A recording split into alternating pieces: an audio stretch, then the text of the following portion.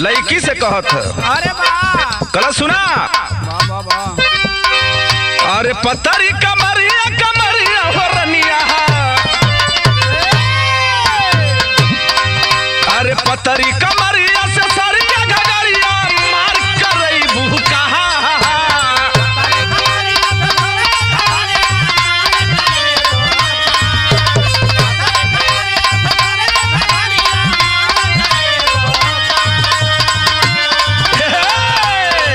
अरे पतरी कमरिया से सरिया घगरिया मार करई भूखा।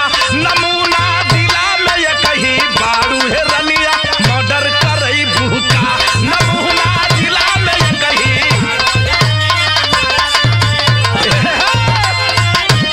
वाह वाह सूरज भैया आजा।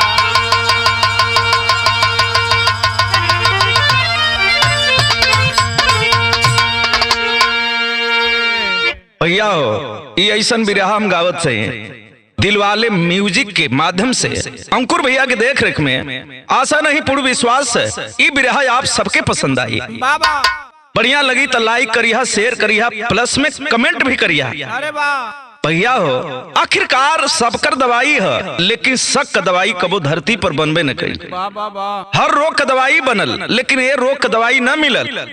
कवि जी ऐसने घटना का जिक्र बिरहा के माध्यम से करे जाते वाह वाह। जैसे भैया आजा भूमिका में भाव लगल। दिन प्रतिदिन इसमें जो धसता मिला ना सुलझ पाता है जब उलझ जाता है। हारा बंकी जहां बनवारी बाबू पत्नी बच्चों संग जीवन का करते बसर। शक के सुई में एक दिन फंसी जिंदगी, शक के सुई में एक दिन फंसी जिंदगी। बेटा पापी बना कर दिया है मर्डर।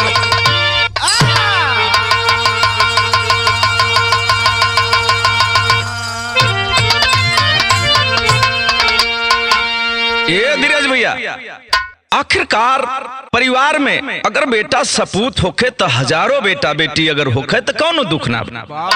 अगर एक का बेटा कपूत है तो दुनिया में उससे बढ़िया रोग कुछ है न बा। हर माता पिता का सोच होला कि हमार बेटा बेटी हमरे बुढ़ौती का सहारा बनी है। चाल चलन बढ़िया बना के रखिए, चरित्र स्वभाव हमेशा समाज में ऊंचा दर्जा हमके मिली। लेकिन जिस दिन बेटा हो चाहे बेटी समाज में जब गर्दिश में पांव रखता है उस दिन बाप और मतारी का गला कट जाता है शर्म के मारे। भैया हो लेकिन हाई देखा धीरज भैया को गजल का अंदाज लगल।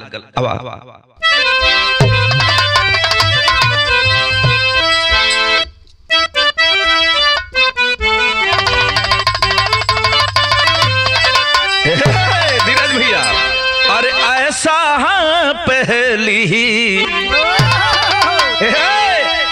अरे ऐसा हाँ पहली बार हुआ है, ऐसा पहली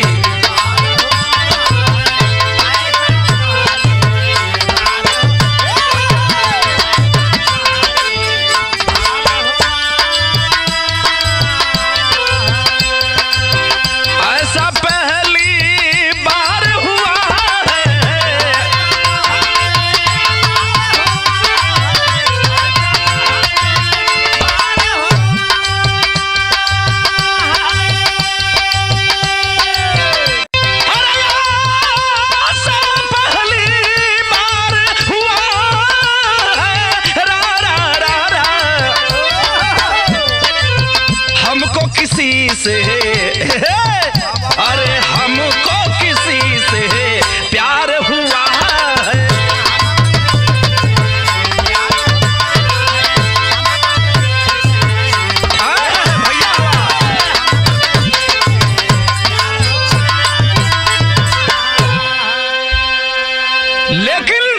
जमाने को देखते हुए कभी बहुत बढ़िया अमूल्य बात लिखना अपने कलम से। क्या लिखना भैया धीरज भैया? अरे कल युग में हमारे उस्ताद कहला रा रा रा रा रा रा रा, अरे कल युग में भी नास लिखा है।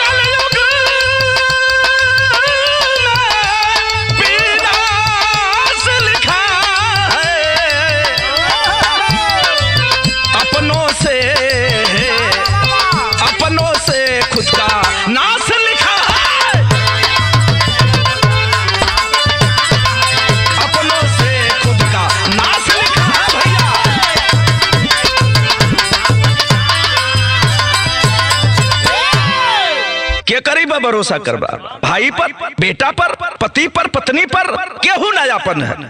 जे मौका पाई अपन सिद्ध कैले मामला। यहाँ तक कि भैया हो बाप बेटा का ना होता, मतारी बेटी का ना होता। जे जहे बतहे परेशान बा। इस दुनिया में, कलयुग की दुनिया में हर इंसान तरक्की डेवलपमेंट करना चाहता है, विकास करना चाहता है, सोचता है कि मैं इतना ऊंचाई पर जाऊं कि दुनिया सर उठाकर मुझे सलाम करे। लेकिन हाई देखें कहना पड़ा, संकेत लगल भैया, कहानी हाउ कहां का शुरुआत लग गई।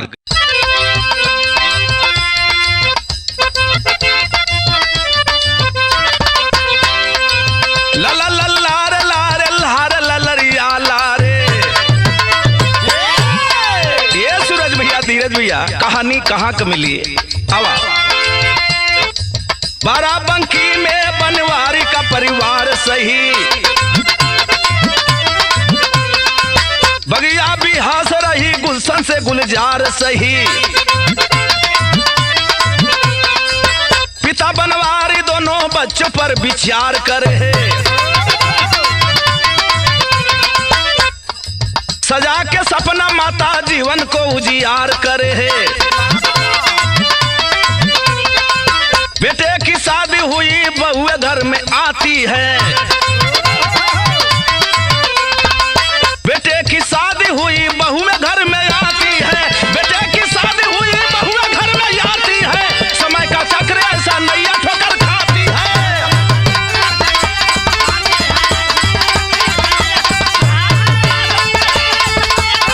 अरे बहादुर वाह, अरे वाह बहादुर वाह, अरे जिया भैया भैया हो बाबू। दुख और सुख एक दूसरे के पूरक है।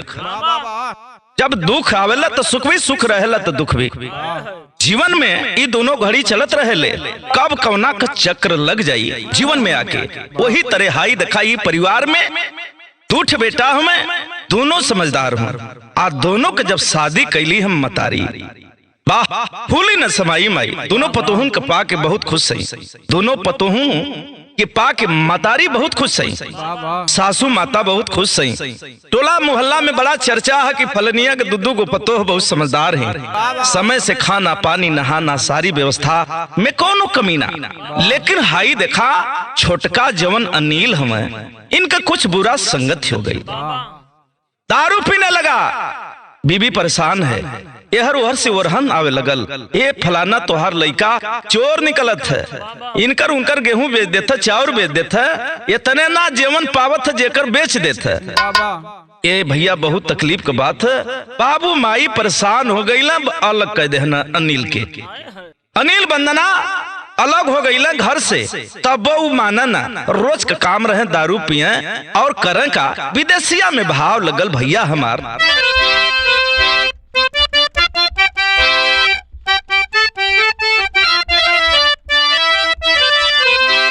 दिनवा गिनत मोरी, अरे दिनवा गिनत मोरी, अरे घिसली अरे तब नहीं सुधिया तू लिहला विदेशी। लेकिन वो भैया दुल्ही वंदना कितना तकलीफ में बा। आखिरकार कवि जी लिखले समाज के देख के ये भाव के बिरहा में भैया दर्शावल गल। कैसे दर्शावल गल कि पियवा शराबी जे कर, अरे पियवा शराबी जे कर, अरे कैसे परिवार चली, धीरे धीरे बेची देहल गोरी का गहनवा। इतना भारी दारूबाज निकल गया, इतना भैया हो कि 2400 घंटा दारू में दूत रहता, भूत रहता। गहना गुड़िया जीवन पौलस अपने पत्नी का बेच देल, फिर भी पत्नी समझदार ये जायद हमर पति हम बुरा भला जैसन हो बढ़िया हो जायद। लेकिन अब ओरहन आवे लगल का हो वंदना अपने पति के ना समझावल, तोहर पति बढ़िया ना करत, क्यों थरिया लोटा पा जात हो, कुछ पा जात हो, बेच देत हो। अगले बगल से मेहनत ताना सुने के मिले थे, लेकिन बेचारी पाथर भइल भैया हो। कबो कबो वो परिवार में का गुजरत थी भैया वंदना बा, और उसका पति मेरे साथियों अनिल है। आखिर वो कमीना गद्दार किस हालात का आदमी है, ये बिरहा के माध्यम से दर्शाया जा रहा है, गाया जा रहा है, सुनाया जा रहा है। लेकिन भयल का आधी आधी रतिया में, आधी आधी रतिया में रोज पी के दारू आवे, अरे घर से भगावे भागी जईबू माया नवा। दारू पी के जब घर आता था तो उसकी पत्नी कहती कि आइला तो ठीक कैला, शोर शराबा मत करा, सुता आई खाना जवन नमक रोटी बनल है के खाला। अब तो इहो समय आवल चाहत कि इहो न मिली, जीवन मिलत था इहो न मिली, कहिया ले हमरे नैहर के लोग समझिया। सुना एगो काम करा, ऐसा बढ़िया काम ना बा, दारू मत पिया, तू हमार जीवन हवा, तू हमार आधार हुआ, तू हमारे मांगी के सिंदूर हुआ। बहुत समझाती है वंदना, लेकिन मानने के लिए अनिल तैयार नहीं है।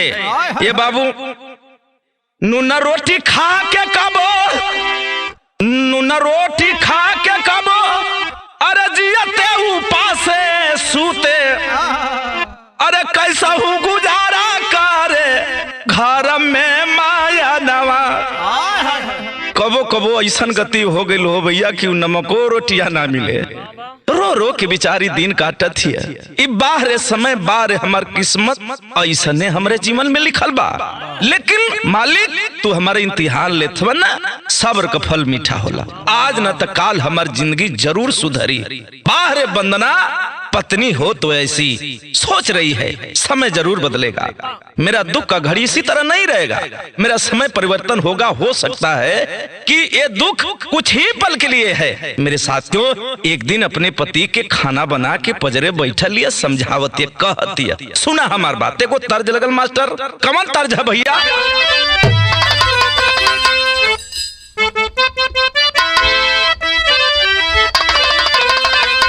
उहे तर्ज की तर नरिया रवा कबाग। सूरज भैया कोनो मेहरारू अपने मरद से कहत है एक कट्ठा धनिया बोवावत है, लहसुन बोवावत है तो चटनी खाए बदे, लेकिन ये बड़ी पुजारी नहीं है, भक्ति नहीं है। कहते कि सुना नींबू का पेड़ लगौला इहो बढ़िया कैला, अनार लगौला, अड़हुल लगौला, सब बढ़िया कैला, लेकिन एक काम करा, और का करा कि तर नरिया रवा कबाग पर श्याम गेदा लगाईदा। लेकिन हमारे उस्ताद नंदलाल रवि का गौल है कि हम नव रंगी न सपाती, अरे हम नव रंगी न सपाती पलमा बदमाशी में फंस गए, हम नव रंगी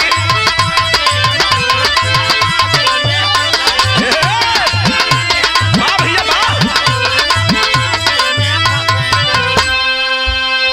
वंदना एक दिन पजरे बैठल है, बिना डोलावत है, खाना दिले है, पति भैया हो अनिल खात में कहत है कि सुना अब तो मैयो बाबू तोहार घिना गई हमन से, अलगा कह देना, कैसे कैसे गुजारा होता है, तुम इस्तिराना करेला तो का करेला, पैसवा पावेला तू का करेला, अरे कैसे ही नमक रोटी दुनिया जमाना ताना मारत है, तनिस अपनी में सुधार लिया वा, अरे आपल रहनिया सुधारा हो सुधारा, अरे आपल रहनिया सुधारा, जरा बोला कैसे का हुई है।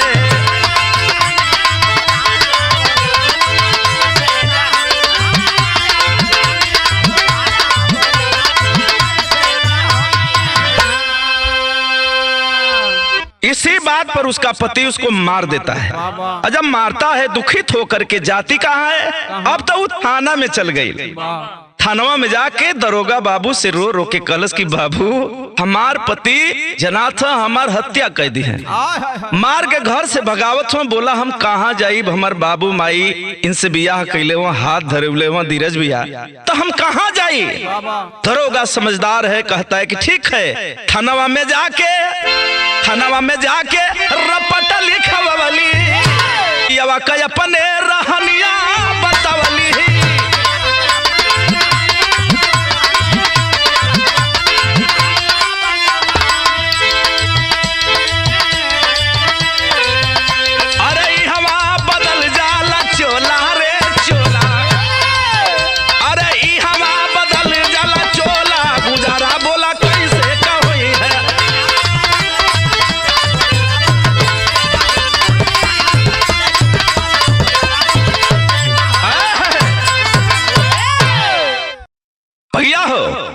आखिरकार दरोगा बाबू कहते हैं अरे अनिल ये तुम्हारी बीबी हरे पगले, ये कोई बेग अटैची नहीं कि जहां उठा के फेंक दिया, जिसको चाहे बेच दिया। ये तुम्हारी बीबी है, जीवन संगनी है, तुमने साथ मरने और जीने का कसम खाया है। मन ही मन क्रोधित हो रहा है। अनिल सोचा था कि चल घरे हम तो के बतावत हैं, कमीना है, गद्दार है, लेकिन वहां सुलह समझौता लिख दिया जाता है। दरोगा कहते कि दोबारा अगर ऐसी शिकायत मिली अनिल तो बात बिगड़ जाएगी, मैं तुम्हें जेल भिजवा दूंगा। सरकार की ऐसी व्यवस्था है जो महिलाओं के लिए जो है सारी व्यवस्था आरक्षण के अनुसार दिया गया है। सुन मेरी बात, आखिरकार ए भैया दोनों प्राणी घरे मिलजुल के रहे लगले। धीरे धीरे समय कटा था। कुछ दिन के बाद वो भैया हाई देखा, एक दिन सवेरे का टाइम हो, भोरे के टाइम में धीरज भैया वो अनिल कनौजिया अपने पत्नी वंदना के जगौलस, हे उठा जल्दी करा, हमके काम पर जाए के खाना बना दा। तर्ज लगल कहत कहा कमन तर्ज भैया हमारा जा।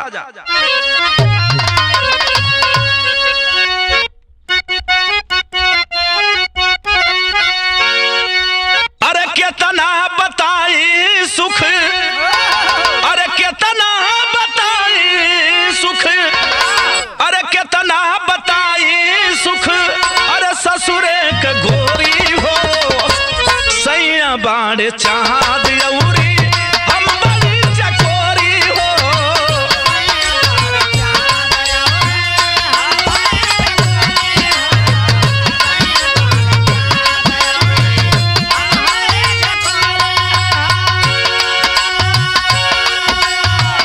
अनिल कनौजिया कहता है एक दिन भोर में, कहता क्या है भैया धीरज भैया, संकेत लगल बिरहा में, होता सवेरे एक दिन, होता सवेरे एक दिन, होता सवेरे एक दिन, बोलत अब जगाई हो, दूर जइबे काम गोरी खाना ना बनाई हो।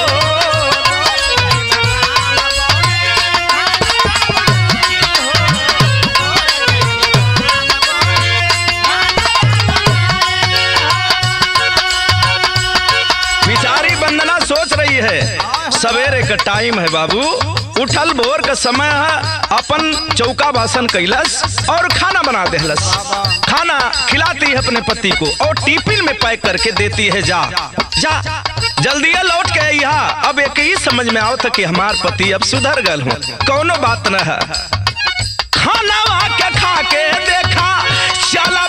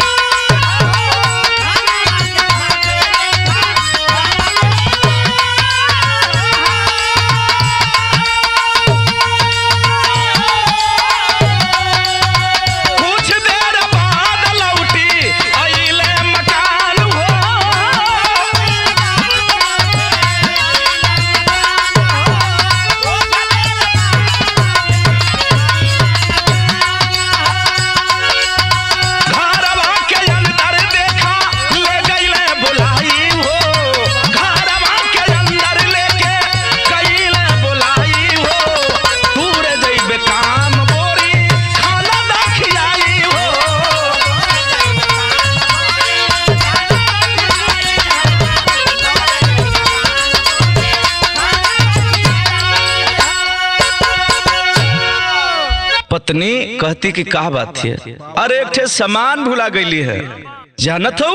अरे वो पगली वहाँ बांस वास काटे खाती जो हम बकवार बनवले ही रखले ही, वही जगह गईला पर कमवा पर हम तराज मिस्त्री हैं, पाइट ओइट काटे के होला, बांस काटे के होला, पाइट बनाओ बदे तो ओकर जरूरत है, बकवा दे दे। आज जब वही बांका लिया है हाथ में, ए बाबू एक हाथ से बांका लिया है, एक हाथ से उसके बाबू केस को पकड़ लेता है और पकड़ करके अपने तरफ झटका देकर जब छोड़ता है, उसकी बीबी फर्श पर गिर जाती है। और जब गिर जाती है बाबू, खून बह रहा है, सिर फट गया, खून से लहूलुहान है उसकी पत्नी। बीबी सोच रही है, अरे स्वामी फिर भी थोड़ा बहुत होश है, रो रही है, कह रही है स्वामी आखिर ऐसा क्यों कर रहे हैं, मेरा क्या कसूर है? स्वामी हमके मत मारा, स्वामी हमके मत मारा, लाख कहती रह गई। घर के अंदर दरवाजा बंद करके पत्नी को मारना शुरू करता है, लात से, जूता से, मेरे साथी जो भी डंडा पाता है, जैसे भी तैसे उसको मारना शुरू करता है। इतना मारा कि आखिर अधमरा कर दिया। बेचारी समझ गई अबला सबला नहीं बन पाई, रोकर अपने पति के पैरों में लिपट करके बेचारी कहना शुरू करती है, कहती स्वामी हमार तुम मांगी के सिंदूर हुआ, माई बाबू तो से हाथ धरौलन, जीवन भर रिश्ता निभाए बदे हमके मत मारा, हमके हमरे नैहर पहुंचा दा। अगर तोहके हम बढ़िया न लगिला, तोहरे लायक न हई, तोरे संगे जी न पाई, ते तनी काम कदा, हमारी पे एहसान कदा, हमके हमरे नैहर पहुंचा दा। लेकिन कहत कहा बंदना तेरी में भाव है भैया हमार।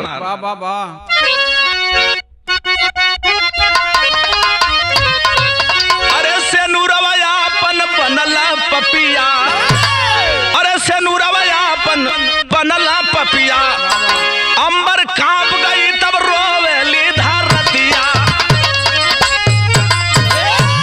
अंबर कांप गया तब रोवेली धरतिया। वाह ये करीब भरोसा कहवा कहली न भैया। आखिरकार वो कमीना जब मारना शुरू करता है, अधमरा कर दिया, तो रो करके पैरों में लिपट करके वो बंदना कहती है, तर्ज लगल कमन तर्ज भैया हमार।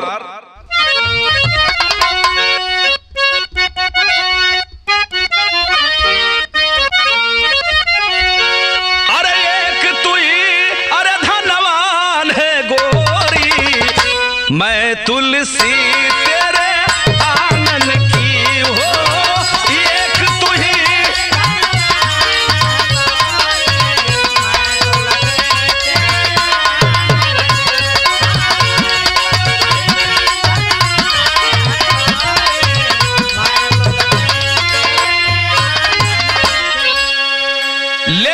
वंदना क्या कहती है रो करके पैरों में लिपट कर, अरे कर दो क्षमा इस बार है सजना, अरे कर दो क्षमा इस बार है सजना, भूल हुई जो वंदना से हो, भूल हुई जो वंदना से।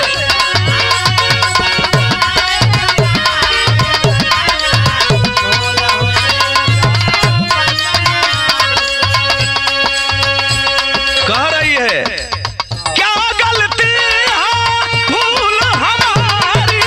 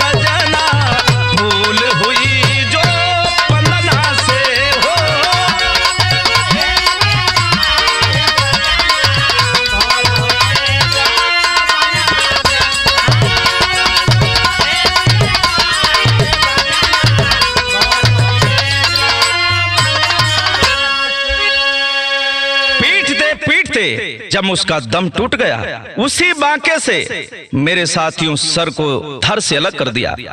वैसे ही केस पकड़ ले झुलौले जैसे झोरा। बाबू घर से दरवाजा खोल करके वो कमीना निकला और पीछ सड़क पर दिन दहाड़े चल दिया। सब तमाशा देखत, हाउ देखा हो फलनवा के, अरे वो अनिलवा के देखा पगला गल, अरे वो शैतान हो गल, अपने मेहररुआ के दिनवा में काट दिल। सो भैया सब दाते तले उंगली दबावत कि अरे हाई देखा अनिलवा का, अरे करे पर शैतान ना सवार है। हाहाकार मच गल। जे देखे हो भैया सब हाय हाय करत है। मेरे साथियों जा रहा है और जे समय हाई देखा माई खबर पौली कि हमार बेटवा हमरे पतोहू के काट देलस। पैरों तले जमीन सरक गई हो भैया। तुरंते माई फोन लगौलस अपने एगो बेटा और है ना, दू ठे बेटा हम ना, एक ठे बेटवा और बा, ओके फोन लगौलस, भैया रे कहाँ हुए? माई रे हम काम पर हैं। माई का बात सुन के घबरा लगल। माई कहा बात है? तरत बेत बढ़िया है ना, कोनो ऐसा ना शुभ समाचार ना है। माई कली की कहा बताई रे बेटा, का बताई? जमने बेटा के हमन अलग कैली जा, सोचली जा सुधर जाई रे भैया, अब तक घरवे उजर गले भैया, घरवे उजर गल। कहाँ हुआ? जल्दी आवा। आनंद फानन में वो भाई जो था आया। मेरे साथियों माई रो रो के एगो बात कहली का तर्ज लगल भैया हमार।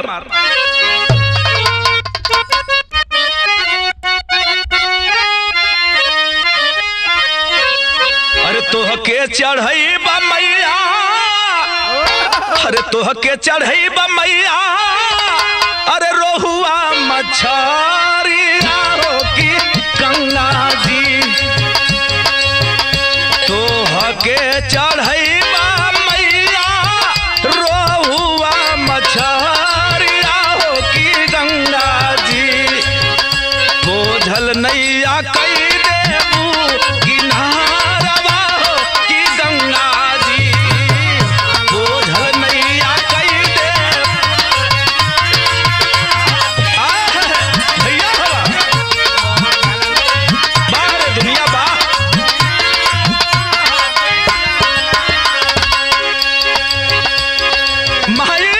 हर हर हर हर रोवत थी अपने स्वामी के पकड़ के, अपने बेटा के पकड़ के दुआरे मेला झूठ हो भैया सब ही आयल है।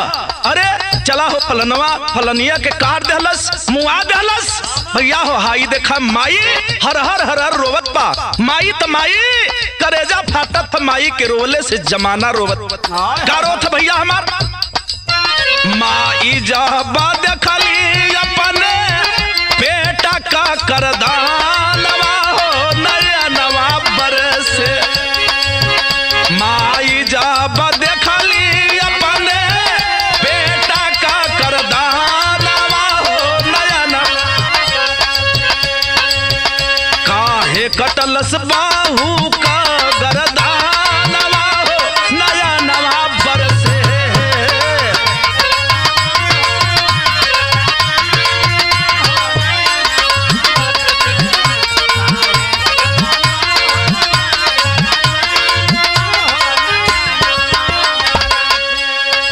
भैया हो जे समय वंदना का माई बाबू खबर पौले, आनंद फानन में हो भैया रोवत धोवत आ गई। कहाँ अला? घर में अला। अब तो जनाए के भीड़ हो जाई, लेकिन असली वजह गौवा के लोगवा कहल कि सुना सुना ये परिवार का कोनो गलती ना है। जैसे तोहर बिटिया का शादी भइल है, वो गद्दार है, कमीना है, ये परिवार का कोनो दोष ना है। इन्हां लोग के दोषी मत बनावा। घरवा के लोग रोवा पीटी पीटी छतिया, कवना कसूर कोई बूझे नहीं बतिया। क्यों समझ ना पावत कि का बात है दोनों में, काहे बदे गर्दन काट देहलस, लेकिन सब मिलावत है, सब शंका जाहिर करत है, का बात हो सकेले भैया हो। हाई देखा काटल सिर लेके पापी पहुंचा सुना थानवा हो नया नवा, काटल सिर पापी लेके पहुंचल बाटे थानवा हो नया नवा बरसे, कामवा में रोवेला जहानवा हो नया नवा बरसे।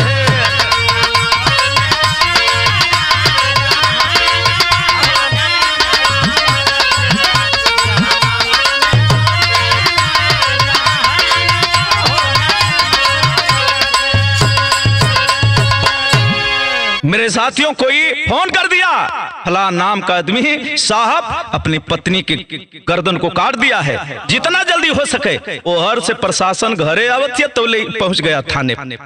ऐसे ही झोला जैसे लटकौले मुड़ी के लटकौले थाना में प्रवेश कर गया। पुलिस प्रशासन के लोग देख के घबराते, अरे ये कहां, कौन कहां का रहने वाले हो? बताता है साहब मैं यही का रहने वाला हूं, बाराबंकी का।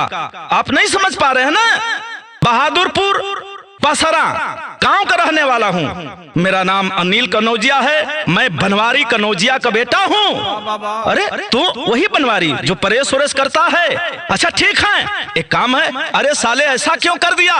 कहे गरियावा मत, देखा अभी भी सरगर्मी में है। दरोगा कल पकड़ो, साले को पकड़ो। अजब पकड़ लिए थाने पर लोग तो पूछे लगना, अजब प्रशासन भेष में, पुलिसिया भेष में लोग पूछे लगना।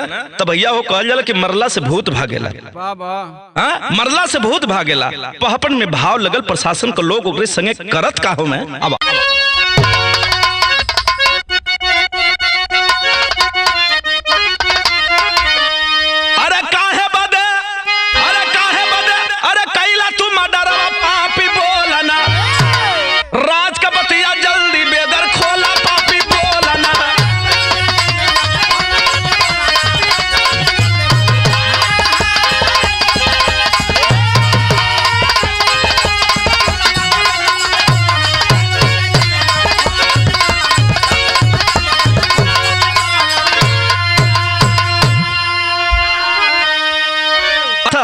प्रशासन के लोग कहते हैं कि हम लोग सारा वाकयात तेरे सामने ही कबूल करवा देंगे। क्यों ऐसा किया रे साला कमीना?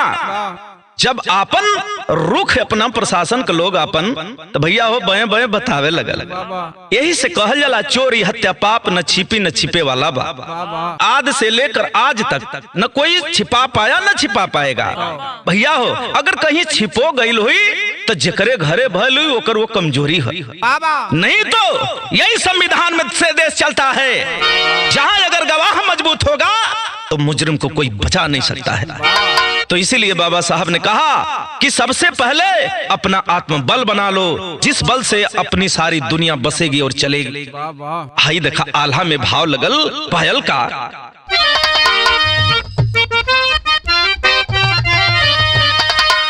कि मारी मारी बेटवा से ए भैया, कि मारी मारी बेटवा से अरे पूछला दरोगा बाबू, बेटवा छुपाल जवन देवा हो बता। बार बार पुलिस तब पूछले तब बतिया भैया, एक ही हो बतिया के रहा तो हरा। थानवा में जुटल तब गौआ जवरिया भैया, चारों तरफ माच गईले भैया हाहाकार। या सपी दिनेश साहब छानबीन कैले भैया, मिले ना सबूत होई कैले हो लचार। नई हर ससुरावा के रोवे सब लोगवा भैया, मीडिया खबरी अच्छा पलबया खबर। असली कारण को पता करने की कोशिश में ये तो देख रहे हैं कि मुजरिम मेरे सामने है, लेकिन क्या कारण है, क्यों हत्या किया? बता रहा है कि ये साहब अपने पत्नी के हम कहली कि हम दारू पीला हमके मना मत कर, नहीं तो कहीं बात बिगड़ जाई। लेकिन ये साहब ओके तो हम पहले में से कोशिश करते रही मारे बदे, मौका हमके मिलते न रहा। लेकिन जब मौका पा गई साहब तो एक हम मार देली। हमार बीबी मारी चाहे कुछ करी तो से का मतलब। जब इतनी बात दरोगा सुनला कल हमसे मतलब। अरे मैं किस लिए हूँ, मैं जनता का सर्वेंट हूँ, नौकर हूँ। मेरा धर्म बनता है कि कहाँ गलत कहाँ सही हो रहा है उस पर मेरा ध्यान होना चाहिए। सुन मुझे क्या बताएगा भैया हो। आखिरकार वो डर नहीं रहा है। आज प्रशासन के लोग भारी भारी जब ओकर दवाई शुरू कैले तो भैया हो जैसे गाय डिड़िया ले वैसे उस थाना में चिल्लाए लगल। आज जब चिल्लाए लगल खड़ी लाइन में भाव लगल। लिखल कवि जी का लिखल,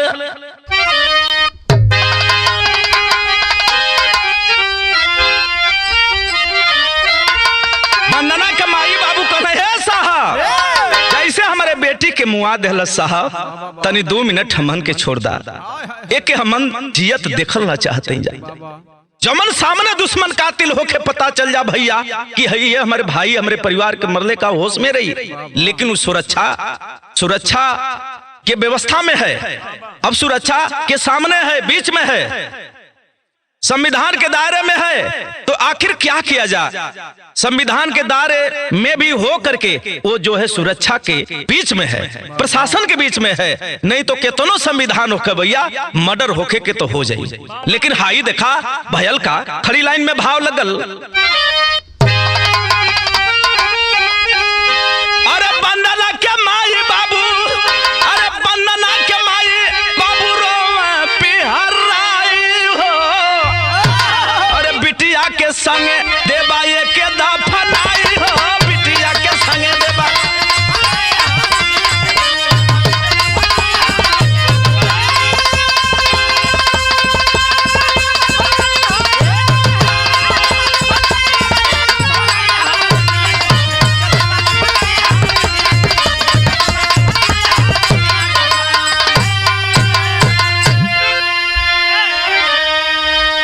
जनता मेरे साथियों तोड़ फोड़ लगे कि कर देगी, लेकिन एसपी दिनेश कुमार साहब, सीओ साहब, बड़े से छोटे अधिकारी आला अफसर वहां पहुंचे, भीड़ संभालने में लगे हैं। यहां तक कि अगल बगल के कुछ नेता भी वहां पहुंचे। लोगों से हाथ जोड़ के विनय करते हुए भैया उचित जरूर न्याय मिलेगा, इस कमीना को बख्शा नहीं जाएगा और इसको दंड दिया जाएगा। ये संविधान के नियम से कभी बच नहीं सकता है।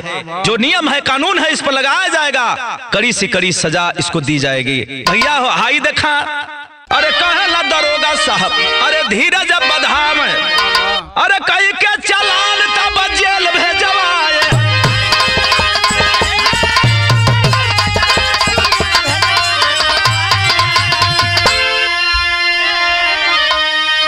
अरे वंदना का भैया, अरे वंदना का भैया, अरे गिर गई लंबूरा झाई हो। अब बिटिया के संगे देबा ये के दफनाई हो, बिटिया के संगे देबा।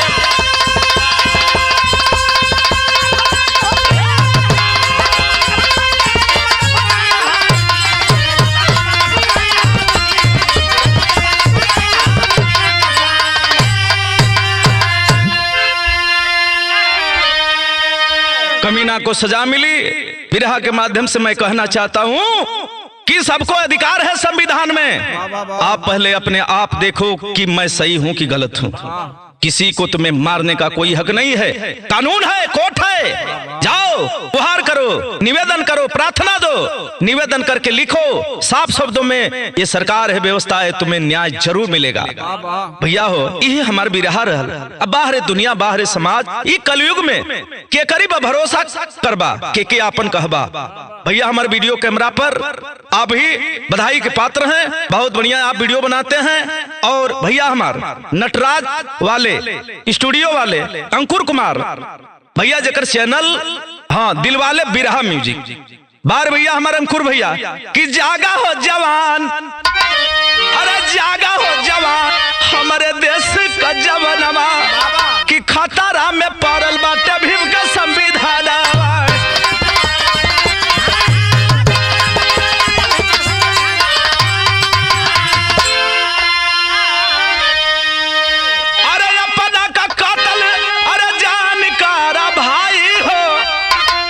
के संगे देबा ये के दफनाई हो, बिटिया के संगे देबा।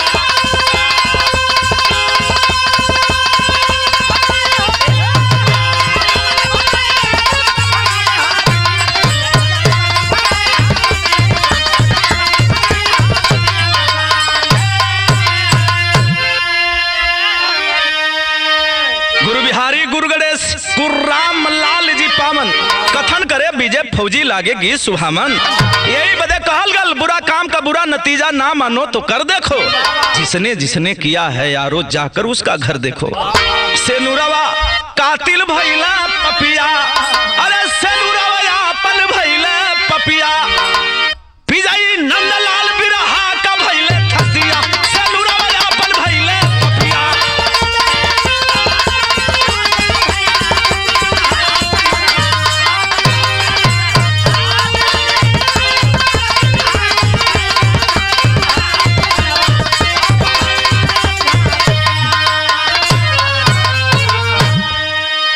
जय जवान जय किसान।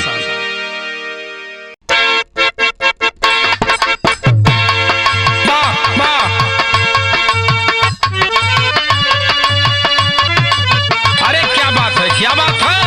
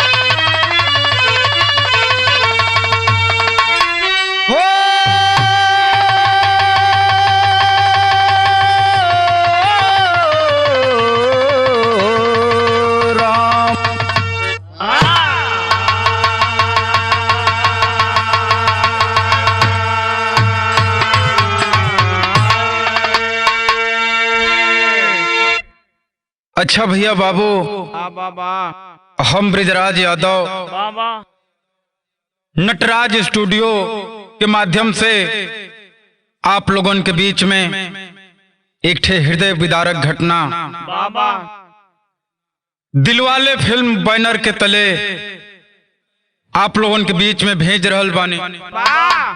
हमके उम्मीद नहीं, पूरा विश्वास बा कि ई बिरहा आप लोगों के जरूर पसंद आई। भूमिका के लाइन में भाव बा भैया आओ।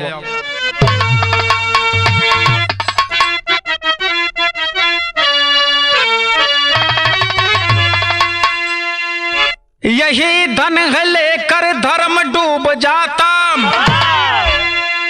हर रिश्ता नाता को है भूल जाता, सिर्फ दौलत ही आती नजर दोस्तों, फर्ज कर्तव्य अपना है सब भूल जाता, लालच जहन में है बस जाती यारों, होता है पाप कोई रोक नहीं पाता, दिल से है दिल की है बढ़ जाती दूरी, भाई भाई के सीने पे खंजर चलाता।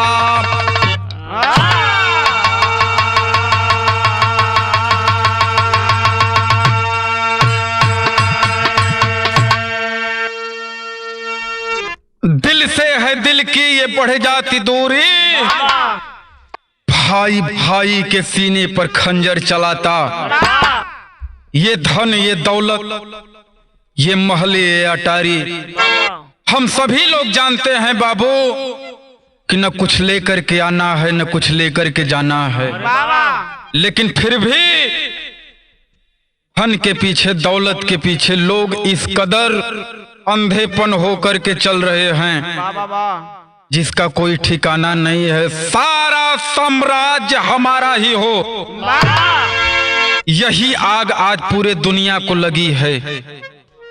गजल के बोलबा भैया, गीत कब कौन लाइन है?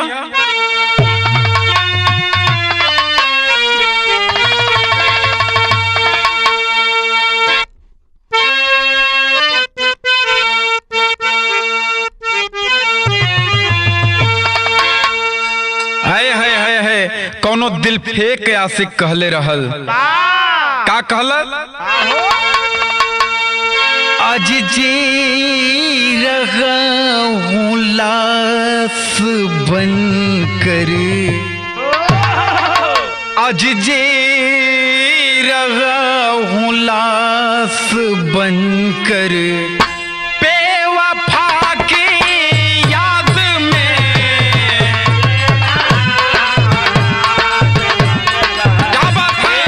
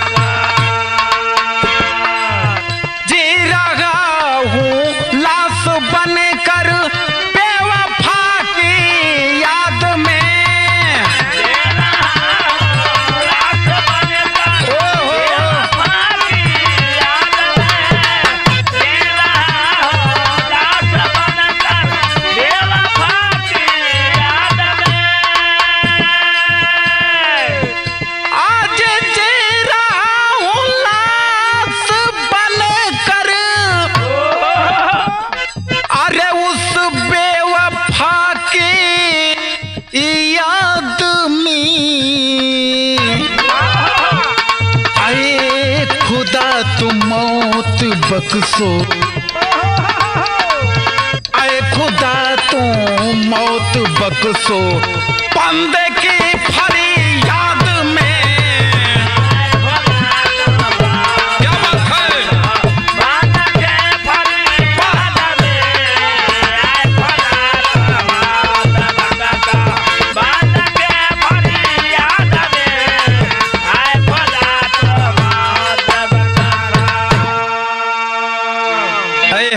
भैया हो, बाबू हो, बिरहा सुने वाला लोगन, हमारे बड़का भैया श्री धर्मराज यादव बिरहा में कितना सुंदर भाव लिखले हो, तनि सा गौर करिया लोगन।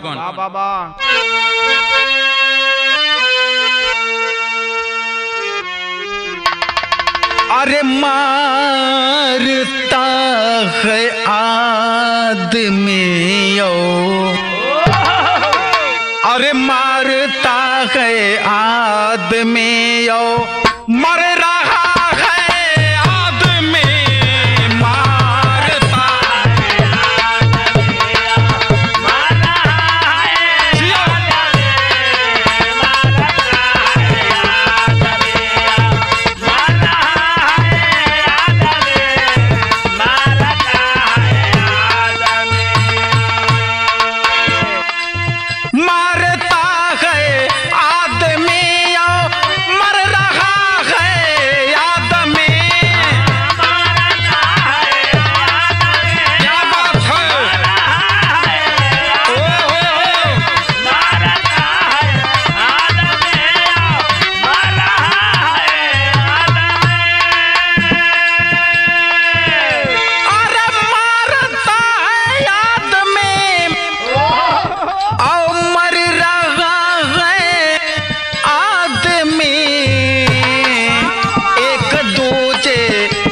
भला क्यों एक दूजे से भला क्यों चल रहा है आदमी एक दूजे।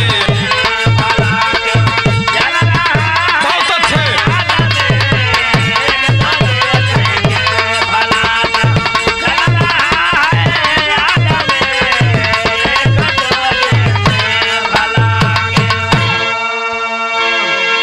वाह भैया, ये हमें से बात का शुरुआत बा।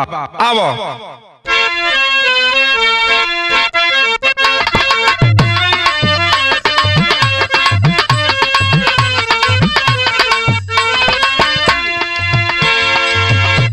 ई धन का हो, कभी ये धन पर प्रकाश डालन है कैसे भैया?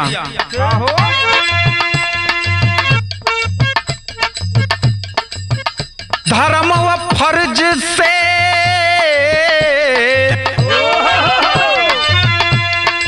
धर्म व फर्ज से ये धन तो दूर करता है, धर्म व फर्ज से यही धन दूर करता है, आग नफरत की नस नस में ये भरता है।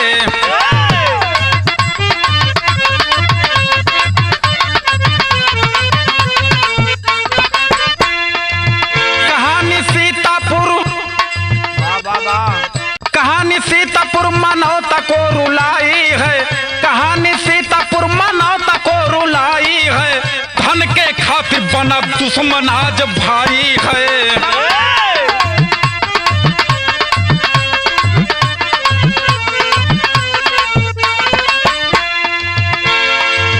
थाना रामपुर पलहपुर गांव जहां, थाना रामपुर पलहपुर गांव जहां 100 बीघा के जमींदार थे वीरेंद्र सिंह वहां।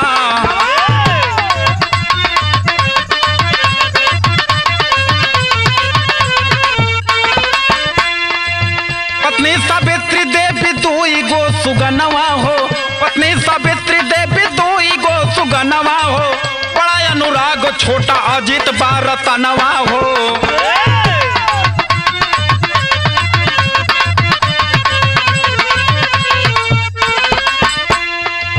बेटा अनुराग की तब हो गई सगाई है, बेटा अनुराग की तब हो गई सगाई है, दुल्हन के रूप में प्रियंका घर में आई है।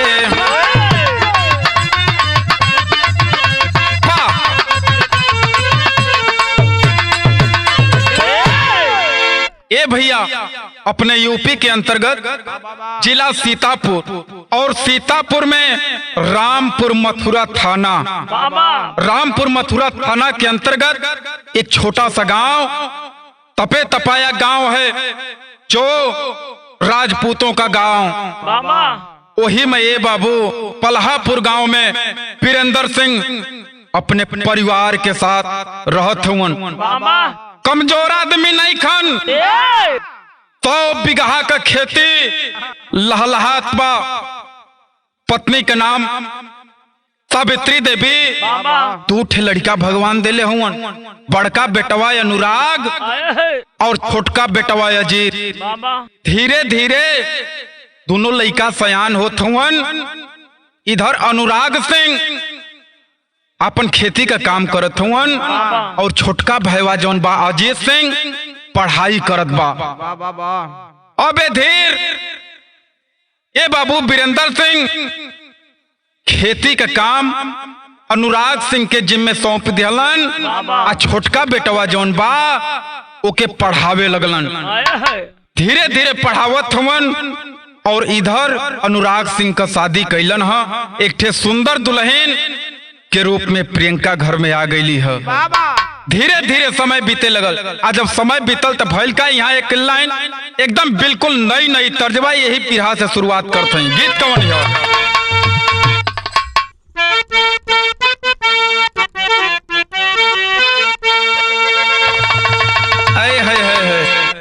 आजकल ये प्यार वाला मैटर बड़ा आगे चढ़ गई। कौनो लड़का अपने दोस्तन से अपने प्रेमिका का तारीफ करत बा, बतावत बा। का कहले रहल? अरे अखिया से अखिया लड़ल तो प्यार हो गइल। बाबा बाबा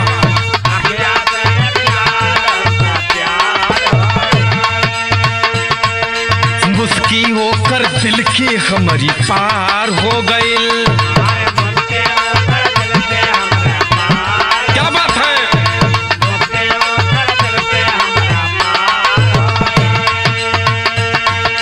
अखिया से अखिया लड़ल तो प्यार हो गइल, मुस्की होकर दिल के हमारा पार हो गइल। वीडियो कॉल पे लागल रहले एगो पगली एगो पगली एगो पगली हमारा प्यार में पागल रहले।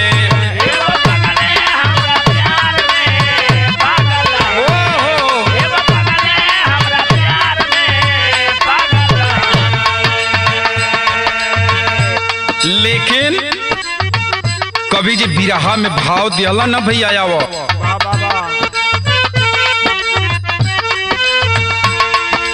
धन के चलते भाई में दीवार हो गइल।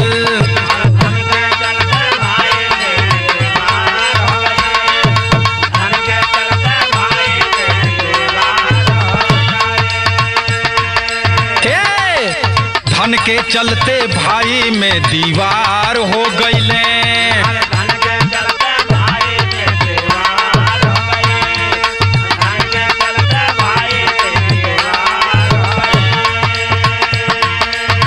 घरवा हो वीरेंद्र सिंह बीमार हो गईले।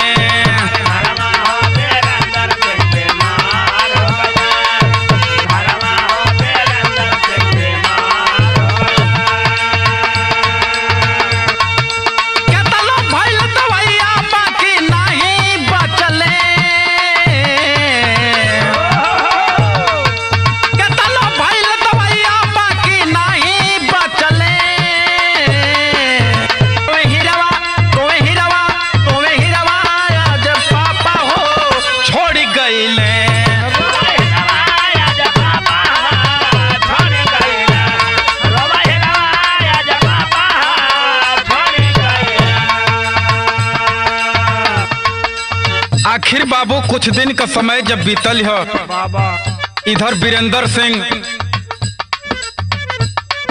के कोनो बीमारी परेशान कैले बा, ये दुनिया के छोड़ के चल दिहलन। हाय हाय भैया हो जब दुनिया के छोड़ के चल दिहलन, अपने छोटका बेटवा अजीत और अनुराग बाबा तुनहुन जाने के 50-50 यानी आधा आधा बाबा खेती में हिस्सा लग गए। 50-50 बीघा के मालिक हो गए लोग। अकाउंट में 80 लाख रुपया बा। बाबा वो 80 लाख रुपया भी 40-40 लाख रुपया तुनहुन बेटवन के नाम से हो गए। बाबा लेकिन मैटर कहां से फसल, कहां से फसल? अंतरा के लाइन में।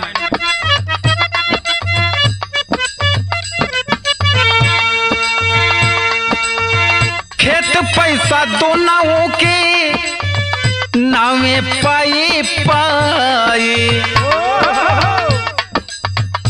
बाकी के सीसी आज दिहलस फसाई।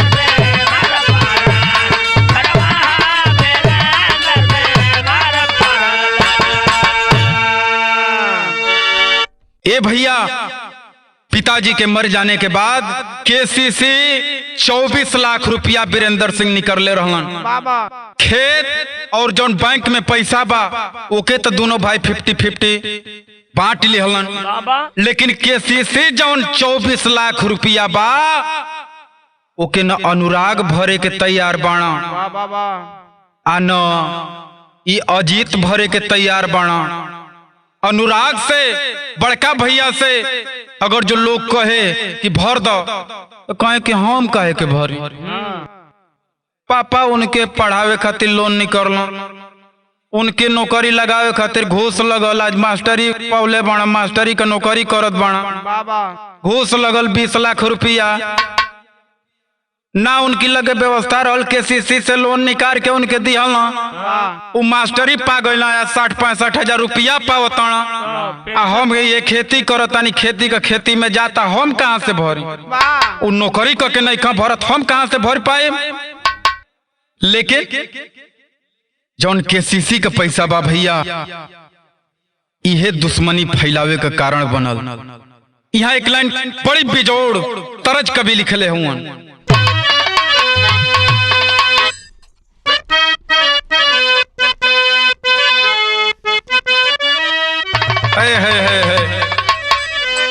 ये पप्पू भैया सुनत हुआ ना? बाबा अंकुर भैया कौनो ठेला वाला बा बाबा आ कौनो औरतन के देखलस जात तो एक ठे बात कहलस। का कहलस भैया? कहे कि ले ला अरे ले ला टमाटर ललका बा। ओहो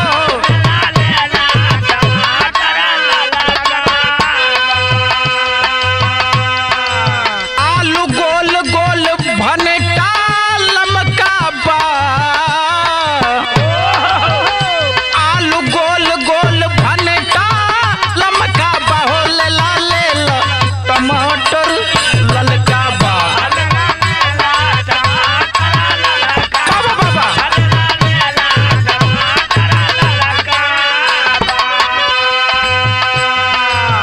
लेकिन है हमरे बड़का भैया धर्मराज यादव कितनी सुंदर लाइन लिखलन हाँ। भाई को कहावत कहल जाले हो भैया कि भाई जैसन हित न भाई जैसन दुश्मन। भइल का भाई को मुदैया भाई हो।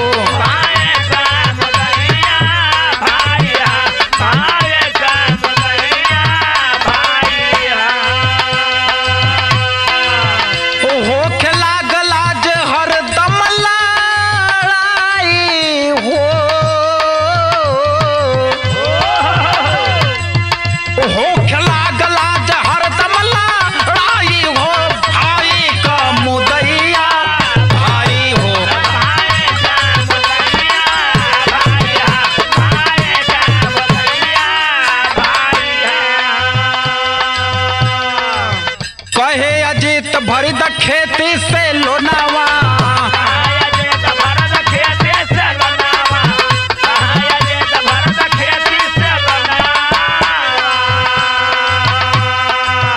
कहे अनुराग जन बना बेईमानवा।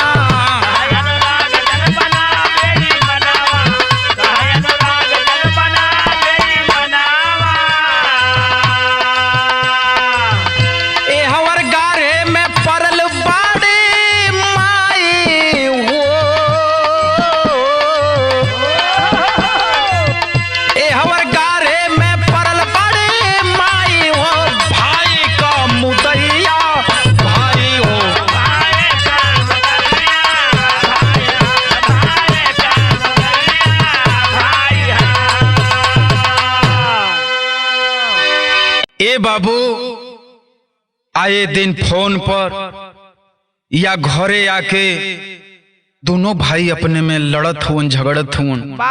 वो उनके तू भर वो कहे कि नहीं तू भर। बुढ़िया माई सावित्री देवी हो भैया परेशान बड़ी न उनकी तंज से। दोनों जानी के समझौली हम माई का समझावत ही बिरहा का लाइन में।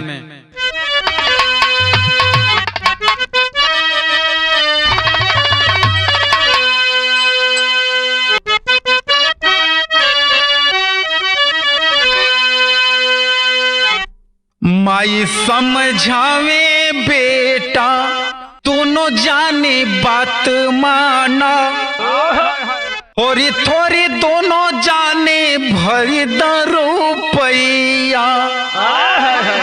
ये बाबू दोनों जाने लगे हुआ जाना आधा आधा को के जैसे सगरी में आधा आधा भइल। ये अनुराग अरे वो तुहार छोट भाई अरे पगला लोग बतावेला बाप के मर गईले के बाद बड़ भाई बाप के समान होला। तोहरा लगे 100 बीघा का कष्टगार बड़ वो न खाए आवता न पिए आवता काहे ऐसे करता लोगन।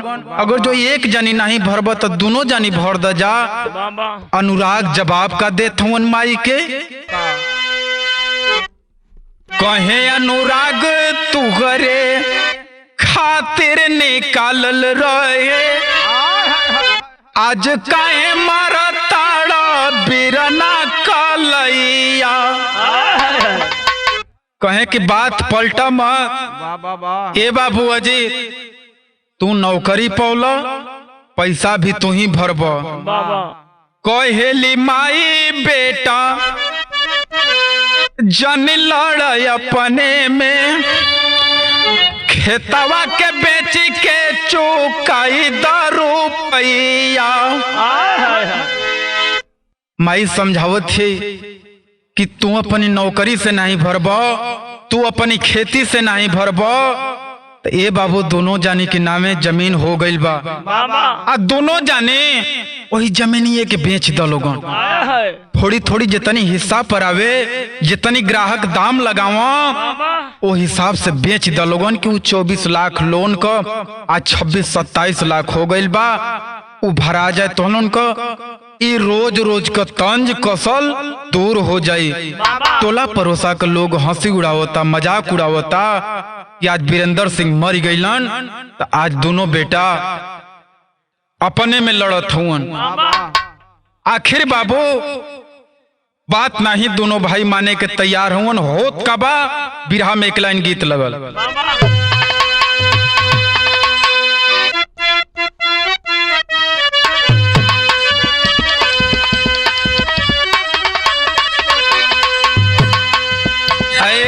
है गीतिया उहे बा,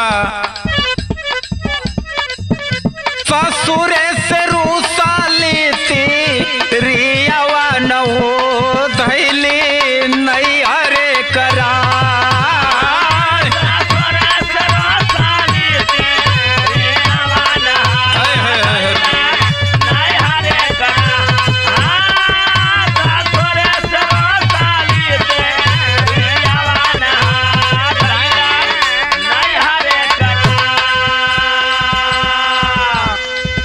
लेकिन ए बाबू समझौता होत रह गई, लेकिन समझौता नहीं भई।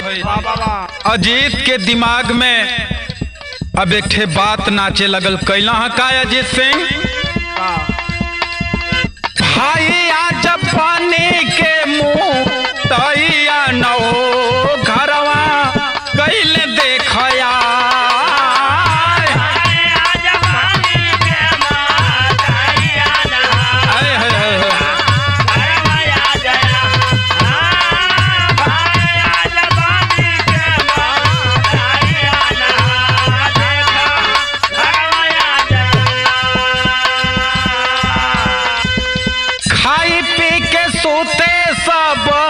रतिया न हो दिहले तारावा छोड़ा। रात के टाइम में बाबू हो खा पी करके सभी लोग जहां के तहां सो रहे हैं, लेकिन इधर अजीत सिंह को नींद नहीं आ रही है। असलहा लेकर के साथ में आया है और जब घड़ी रात के 10 बजौलस हो भैया, जौन बाहर से लाइट का कनेक्शन रहल खम्भा पर से जाके तार के खींच के छोड़ा दिया। घर का लाइट बुझ गए, पूरा घर में अंधेरा भइल। तब भइल का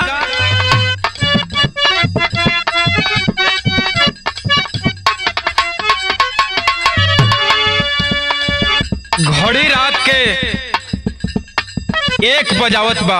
वो समय भइल का भैया गरम भइल आइले आनो राग तब बहारा।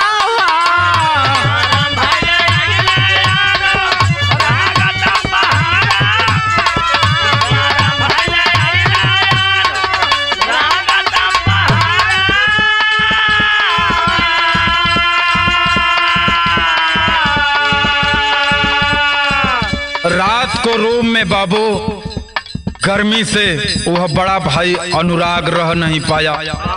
अपने रूम से निकल करके चौहे गैलरा में आता है, तब तक का भइल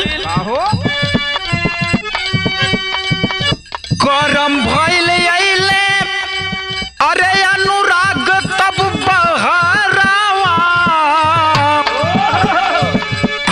हवा में पापी हो थवले हथियारावा।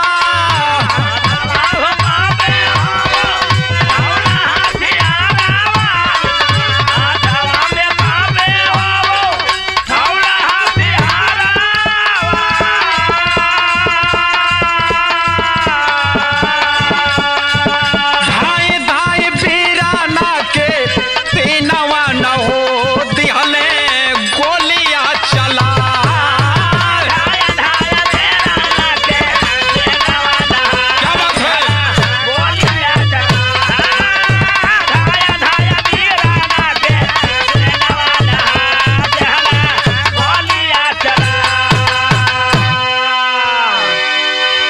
ये बाबू अनुराग जो ही गैलरा में अलन हाँ, पहले से वह फिराक में तैयार बैठा था। अजीत सिंह निकाल लेता है पिस्टल और पिस्टल निकालने के बाद बाबू धाए धाए अपने ही भाई के सीने पर गोली चलाता है।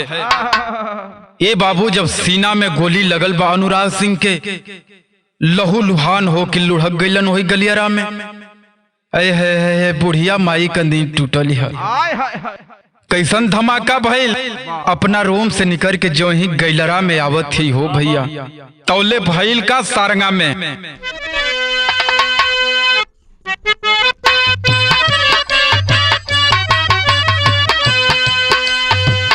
अली हो बुढ़िया माई तौले अंगनावा यार, तौले अंगनावा हो देखे अनुराग छपटाए हो। बुढ़िया माई देखत बा कि अरे इतक हमार अनुराग बेटवा बुझात बा, छपटात बा, का हो गई बाबू। वहीं जो ही हाल चाल अपने बाबू से पूछे जाती है, तौले हो भैया भैल का। हाय लाल कही गिरली हीरवा के ऊपरा भैया, हीरवा के ऊपरा हो, इनहू के ऊपरा गोलियां चलाया जी। बाहरे जमाना और बाहरे आज के जमाने के बेटे दौलत के लिए आज उसका हाथ थोड़ा भी नहीं कांपा बाबू, अपने माँ के ऊपर भी गोली चला दिया। इतने में भइल का हो भैया, माई और बेटवा गिर के छपटात हवन वही गलियारा में। तो लेके आइल भाभी प्रियंका के देखे गलतिया यार, देखे गलतिया हो, गोली मारी दी गले मुआया हो। इतनों से सबूर नहीं भइल का सही आके, भइल का सही आके मारे हाथ उड़ावाऊ जी। भाभी प्रियंका के सीने में भी गोली मार दिया। इतनों से सबूर नहीं भइल हो भैया, घरवा में खोज के एक ठे हथौड़ा पौलन हाँ। जैसे ये बाबू आज के जमाना में तक खत्म हो गई लू रिवाजे। हमनी का जब छोट रहली जा, सुबह के टाइम में भोर के बेला में हमनी का माई हमनी का दादी ओखरी में धान रख के या मूसर से कूटे, वैसे ही हो बाबू हथौड़ा लेके वो अजीत सिंह अपने माई, अपने भाभी, अपने भाई के सर के कोंच रहल बा, ताकि फिर ये जिंदा न हो पावे, कोनो डॉक्टर इनके बचावे न पावे।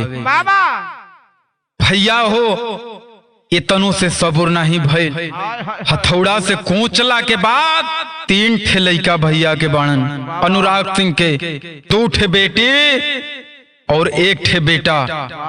अब ढूंढे लगल कि कहाँ बाणे सऊस, पूरा रूम छान मारा नहीं मिले।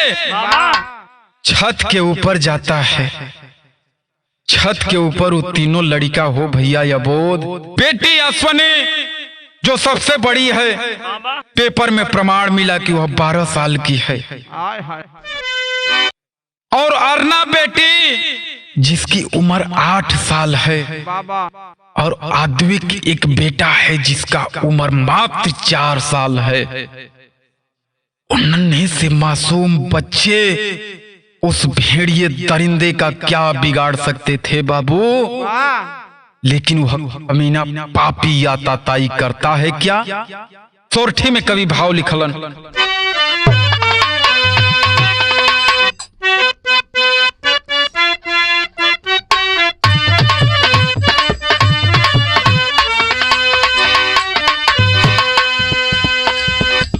हाथावा पे सूतल रहले तीना तेना हो सुगानावा गईले छत पे खोजत पापी आई न हो राम।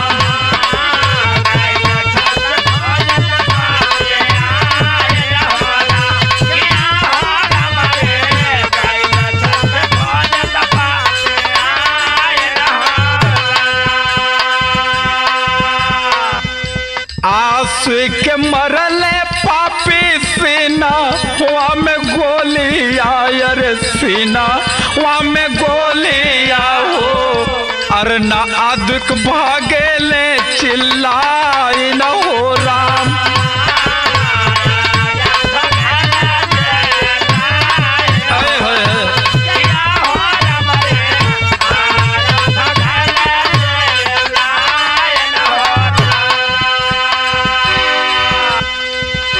कवनी गुनैया चाचा बना लामुदाइया रे बना लामुदाइया हो पैब का हमन के मुआई न हो राम।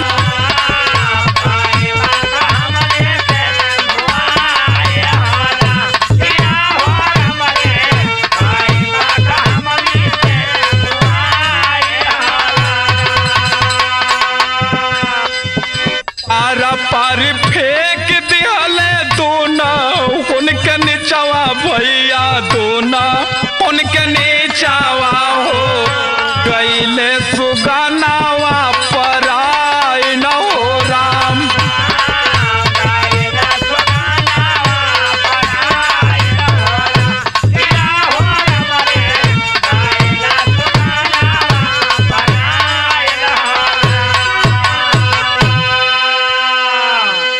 गौर करिहन हे बिरहा सुने वाला भैया बाबू लोगन, बेटी आसुई के जो 12 साल की है होए हुए देखता है उसके सीने में गोली को मार देता है। वह आसुई बेटी सोई की सोई ही रह गई। जब शोर हुआ तो अरना और आदमी जग करके लगे भागने। बाबू छत पर दौड़ा करके दोनों को पकड़ लेता है। रोते हैं वह छोटे छोटे मासूम बच्चे। चाचा हमनी के का कसूर बटे चाचा, काहे दीदी के मार दिला, हमन के काहे मारल चाहत हुआ चाचा। लेकिन उस कमीने के सर पे तो केवल भूत सवार था बाबू। उन मासूम बच्चों की चीखें नहीं सुनाई दे रही थी। पैर को पकड़ा है और जैसे फुटबॉल को लोक करके फेंका जाता है बाबू, उसी तरह से घुमा घुमा करके और दोनों बच्चों को फेंकता है नीचे। नीचे फर्श था। दोनों मासूम बच्चे जब उस फर्श के ऊपर गिरते हैं तुरंत मौके पर दम को तोड़ देते हैं। पूरा परिवार साफ हो गया। जब पूरा परिवार साफ हो गया बाबू तो लाचार होकर के कवि जी टेरी में बात देते हैं।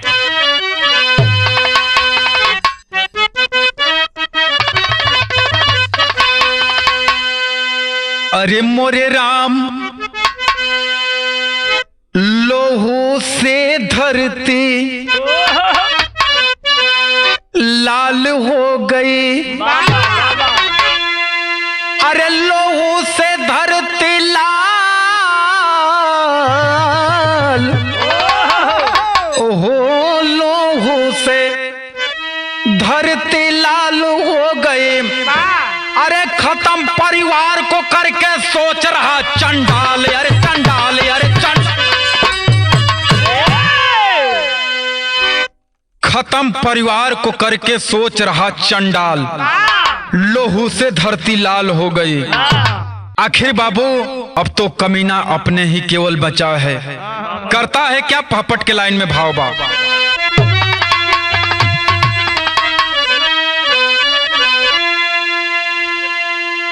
अरे चीर नींद में, अरे चीर नींद में सबाई के सुताई पपिया सोचेला अब भाग के कहवा या अपन जान बचाई। पपिया सोचेला जियो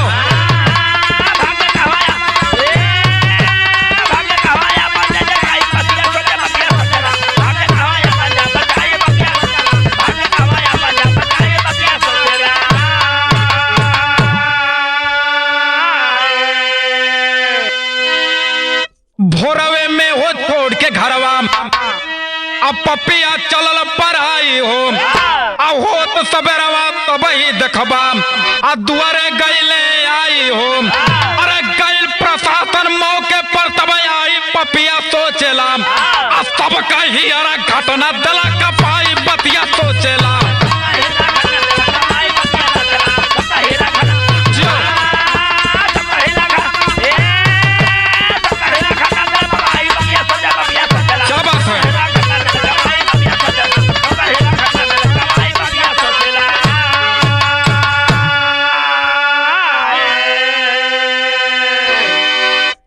करेंगे बाबू। सुबह होता है जब गांव एरिया इलाके के लोग देखते हैं एक मातम सा पसर जाता है बाबू। मौके पर प्रशासन आता है और इधर यह कमीना फरार हो गया रात के वक्त में ही। फैल का भैया आगे आल्हा के लाइन में।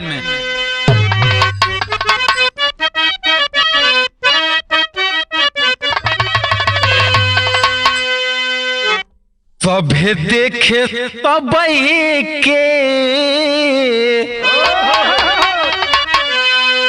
अरे उहवा चेहरवा भैया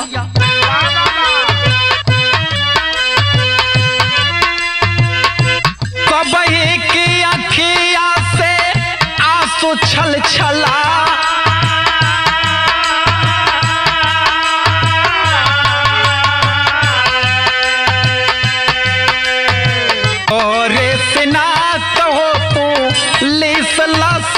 के बाबू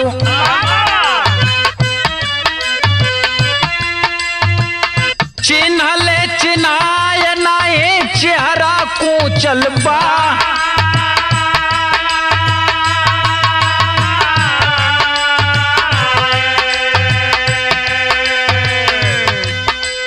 चीर घर आइल बाटे चीर घर आइल बाटे तही अच्छो लतिया देखबा करे पोस्टमार्टम तब डॉक्टर हो ले जा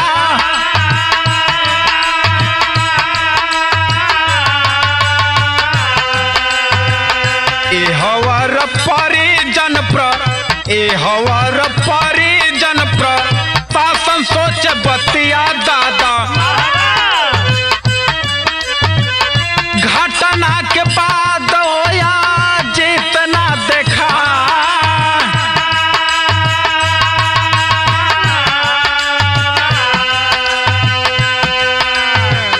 भइल छानबीन तब पापी पकड़ले देखबा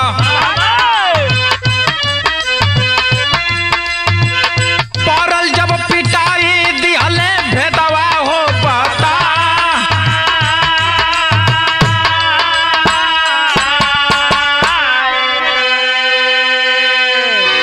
गौर करेंगे बाबू। गांव के लोगों को या प्रशासन के लोगों को यह समझते देर नहीं लगी कि जिसका पूरा परिवार ही साफ हो गया उसका भाई कहाँ है, अब तक दिखाई नहीं दिया। दरवाजे से लाश पोस्टमार्टम के लिए भी चली गई लेकिन अभी तक आया क्यों नहीं। पुलिस की भी शक की सुई घूमती है अजीत के तरफ। मोबाइल का नंबर सर्विलांस पर लगा करके और जब चेक हुआ तो आरोपी अजीत पकड़ा गया। पुलिस के हिरासत में पुलिस के कस्टडी में जब आया, पुलिस जब शराफत से पेश आई कि आखिर बता दो इस घटना से तुम्हारा क्या ताल्लुकात है। पहले तो आनाकानी किया लेकिन जब उल्टा लटका करके और पुलिस बल पीटने लगा पेट्रोल डाल के। तो सारी जो भी करामात किया था तोते के तरह बोलने लगा। वाह भयल का खड़ी के लाइन लगल।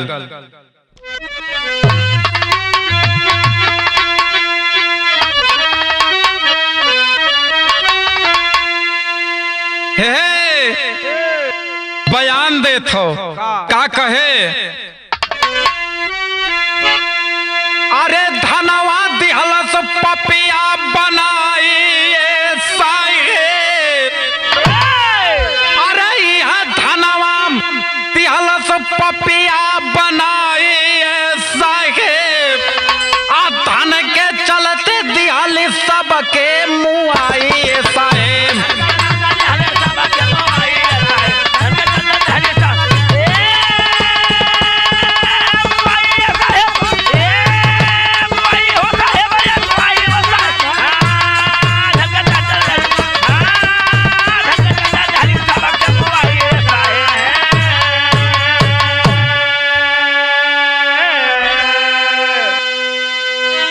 गुनाह अपना कबूल करता है तो दरोगा साहब और प्रशासन के लोगों ने किया क्या? मार के दरोगा साहब कैले चलान हो, अजहल के बीचे आज तड़पे शैतान हो।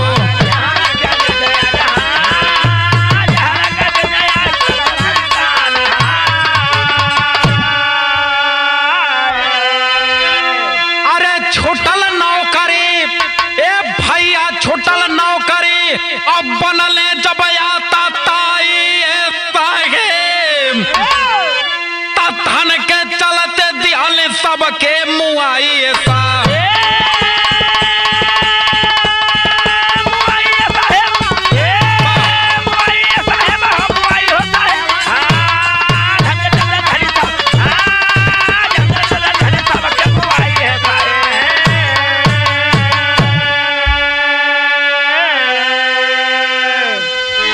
बिरहा सुनने वाले साथियों, यह धन यह दौलत साथ में हम और आप कभी जानते हैं कि कुछ भी नहीं जाने वाला है।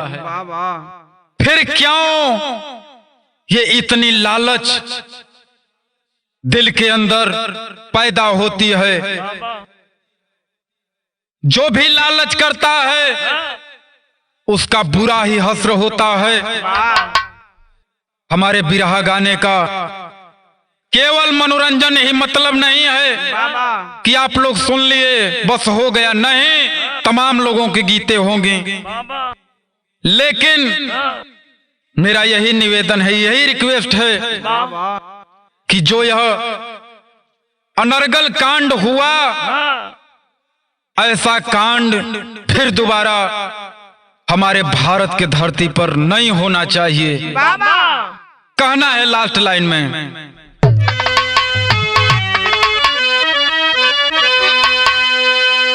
कुसुम पराग स्वामी जद्दू स्वर्ग में हो बिल खाते, करके कर्म घिनौना पापी फिर क्यों है पछताते।